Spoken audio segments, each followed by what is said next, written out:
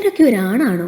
ഭാര്യ എന്ന് പറഞ്ഞ് കൂടെ താമസിപ്പിക്കുന്നവളെ കണ്ടവന്മാർക്കൊപ്പം ഇത് എത്രാമത്തെ തവണയാണ് നാട്ടുകാർ പിടികൂടുന്നതും പരസ്യമായിട്ട് വിചാരണ ചെയ്യുന്നതും. അവളുടെ കൂടെ ആരെ പിടിച്ചാലും ഇവൻ പറയും അതവളുടെ സുഹൃത്താണെന്ന്. ഇവൻ അറിഞ്ഞുകൊണ്ടാണ് അവർ പരസ്പരം കണ്ടതെന്ന്. എന്നിട്ട് ഈ നാട്ടുകാരെ മൊത്തം വിഡ്ഢികളാക്കി നിർത്തി അവളെ വിളിച്ചുകൊണ്ട് വീട്ടിൽ പോകുവൻ.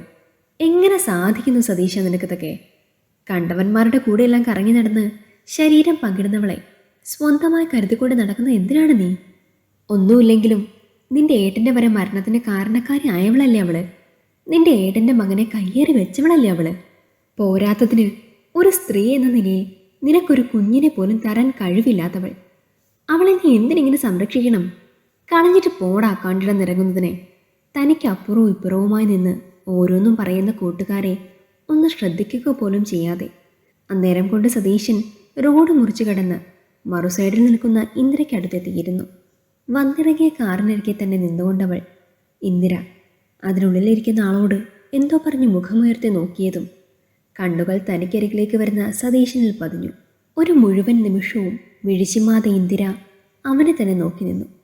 തനിക്കരികിലേക്ക് നടന്നു വരുമ്പോഴും നാലു ചുറ്റും കണ്ണുകൾ പായിച്ചവൻ നോക്കുന്നതും തങ്ങളെ തന്നെ നോക്കി നിൽക്കുന്ന നാട്ടുകാരെ കണ്ട് അവനിൽ ഉടലെടുക്കുന്ന പരിഭ്രമവും ചമ്മലും ആരും അറിയാതെ എന്നവണ്ണം മറയ്ക്കാൻ ശ്രമിക്കുന്നതും കണ്ടവരുടെ ചുണ്ടിലൊരു പുഞ്ചിരി തെളിഞ്ഞു.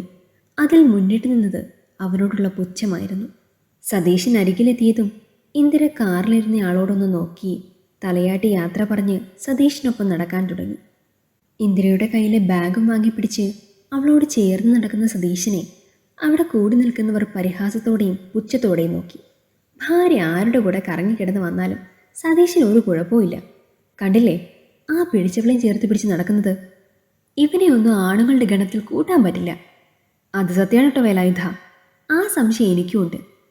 അവനൊരാണാണോന്ന്. നമുക്കുള്ളത് അവനില്ലേന്ന്. ഏത്? അത് തന്നെ. ഇന്ദിരയ്ക്കൊപ്പം നടന്നു പോകുന്ന സതീശനെ നോക്കി ചായക്കടക്കാരൻ വേലായുധനും പറഞ്ഞതിനൊപ്പം മീൻകാരൻ മയമത് കൂടെ കൂടിയതും അവിടെ ഒരു കൂട്ടച്ചിരി ഉയർന്നു. അതിൻ്റെ അലയൊലികൾ സതീശനിലും എത്തിയെങ്കിലും അവനതൊന്നും ശ്രദ്ധിക്കാതെ കയ്യിലെ ബാഗുമായി ഇന്ദിരയ്ക്കൊപ്പം സാവധാനത്തിൽ നടന്നു. ചെറിയമ്മേ. വീടിൻ്റെ മുറ്റത്ത് കടന്ന് ഉമ്മറത്തേക്ക് ഇന്ദിര കാലെടുത്ത് വെച്ചതും ഒരു വിളി അവളെ തേടിയെത്തി.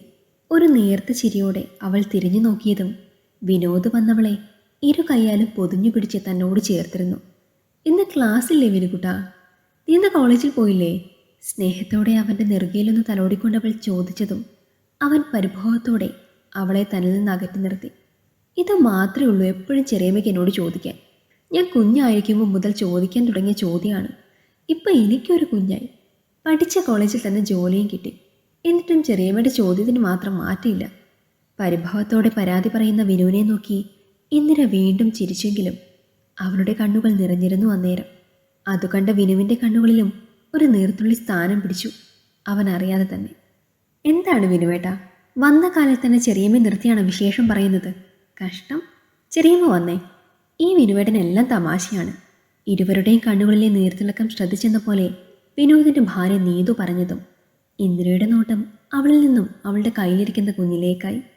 കുഞ്ഞിനെയും കുഞ്ഞിച്ചുകൊണ്ട് ഇന്ദിര അവർക്കൊപ്പം അകത്തേക്ക് നടന്നപ്പോൾ ആരും തുണയില്ലാതെ എല്ലാവരാലും അവഗണിക്കപ്പെട്ട് സതീശൻ ആ ഉമ്മറത്ത് തന്നെ നിന്നു.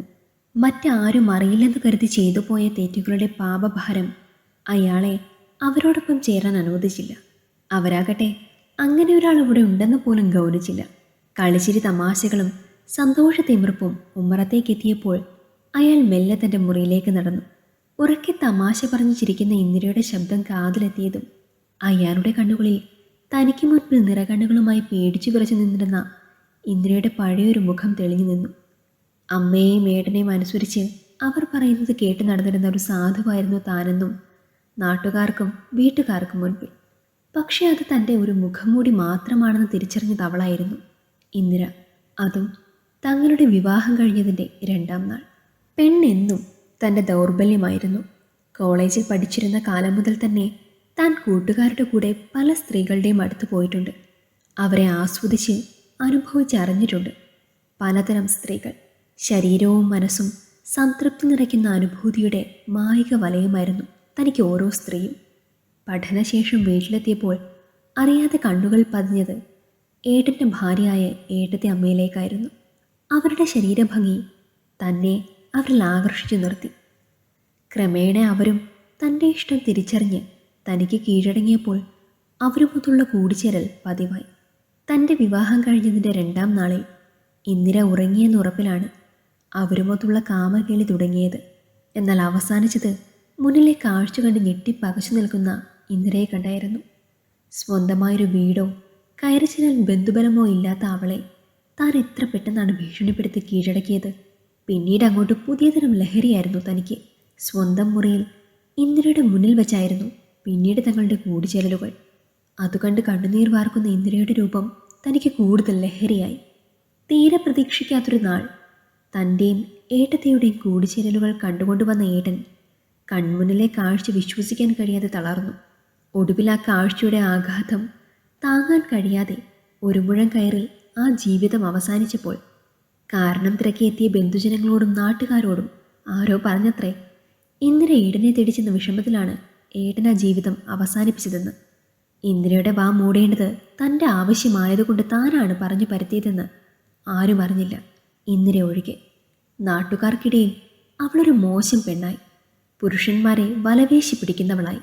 ആ നാണക്കേടുമായി വീട് വിട്ടിറങ്ങിയ ഇന്ദിര തീരെ പ്രതീക്ഷിക്കാതെ ഒരു നാൾ തിരിച്ചെത്തി. അവളെ അധിക്ഷേപിച്ചിറക്കിവിടാൻ താനും ഏട്ടത്തെയും ശ്രമിക്കുന്നതിനിടയിലാണ് അവൾക്കരികിലേക്ക് അവൻ വരുന്നത്. അവൾക്കൊരു കവചം എന്നതുപോലെ തൻ്റെ ഏട്ടൻ്റെ മകൻ വിനോദ്. അവരുടെ കയ്യിൽ മുറുകി പിടിച്ച് തങ്ങളെ അവൻ നോക്കിയ നോട്ടത്തിലുണ്ടായിരുന്നു അവന് തന്നെയും ഏട്ടത്തെയും പറ്റി എല്ലാം അറിയാമെന്ന സത്യം. അന്നു മുതൽ ഇന്ദിര മാറി തുടങ്ങുകയായിരുന്നു. താനായി അകറ്റി നിർത്തിയ അവളുടെ ഇഷ്ടങ്ങൾ ഓരോന്നായി നേടിയെടുത്തു അവൾ. ഇതിനിടയിൽ വിനുവിൻ്റെ അവഗണനയും കുറ്റബോധവും ഉള്ളു നീരി തുടങ്ങിയ ഏട്ടത്തെയും ക്രമേണ സംസാരങ്ങൾ കുറഞ്ഞ് തളർന്നൊരു മുറിയിലൊതുങ്ങി. പിന്നീട് എപ്പോഴോ മരണത്തിനും കീഴടങ്ങി. അവരുടെ മരണം പോലും വിനുവിനെ ബാധിക്കാതെ അവൾ വിനുവിനെയും അവൾക്കൊപ്പം തന്നെ നിർത്തി. വിജയത്തിൻ്റെ പടവുകൾ കയറാൻ അവനെ പ്രാപ്തനാക്കി. ഇഷ്ടപ്പെട്ട പെണ്ണിനെ നേടിക്കൊടുത്ത് അവനെ ഒരു കുടുംബസ്ഥനാക്കി. ഇതിനിടയിൽ സ്വന്തം സ്വപ്നങ്ങൾ നേടിയെടുത്തവൾ പറന്നു നടന്നപ്പോൾ നാട്ടുകാർക്കവൾ അഴിഞ്ഞാട്ടക്കാരിയായി.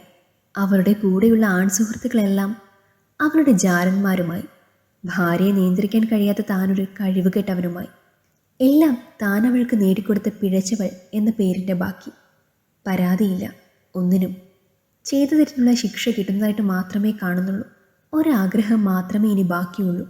ഒരിക്കലെങ്കിലും തന്നോട് ക്ഷമിച്ചുവെന്നൊരു വാക്ക് അവളിൽ നിന്നും വിനുവിൽ നിന്നും കേൾക്കണമെന്നത് മാത്രം. അത് തൻ്റെ മരണം വരെ സാധ്യമാവില്ല എന്നറിവിൽ അയാളുടെ കണ്ണുകളിൽ നിന്ന് നീർത്തുള്ളികൾ അടർന്ന നിലത്ത് വീണ് ചിതറുമ്പോൾ അകത്തുനിന്ന് ഇന്ദിരയുടെ ചിരിയുടെ അലകൾ പ്രത്യേകം തെറിക്കുന്നുണ്ടായിരുന്നു. തെറ്റു ചെയ്യാതെ ശിക്ഷകൾ ഏറ്റുവാങ്ങിയവരുടെ വിജയത്തിൻ്റെ സന്തോഷത്തിൻ്റെ ചിരി. ഈ കഥ നിങ്ങൾക്കിഷ്ടമായെങ്കിൽ ലൈക്ക് ചെയ്യൂ. നിങ്ങളുടെ അഭിപ്രായങ്ങൾ കമൻ്റായി രേഖപ്പെടുത്തൂ. കൂടുതൽ കഥകൾ കേൾക്കാൻ ഈ ചാനൽ സബ്സ്ക്രൈബ് ചെയ്യൂ.